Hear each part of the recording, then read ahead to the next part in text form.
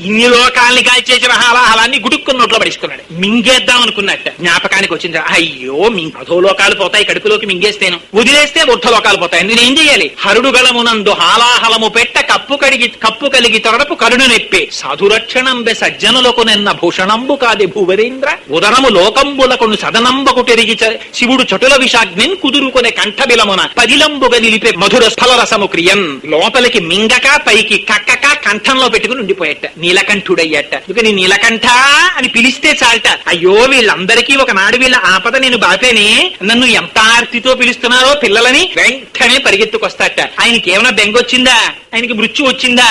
ఆయనకి రాదు. అందుకని ఆయన సర్పభూషణుడు. శంకరాచార్యుల వారైతే ఇటు శివానందలహరిలో ఇంత అందంగా చెప్పాడు, సౌందర్యలహరిలోకి వెళ్ళేటప్పటికి ఒక గమ్మత్తైన మాట చెప్పారు. సౌందర్యలహరిలోకి వెళ్ళేటప్పటికి శంకర్లు అంటారు, సుధామప్యాస్మాద్య ప్రతిభయ జరా మృత్యుహరిణి విపద్యంతే విశ్వే విధి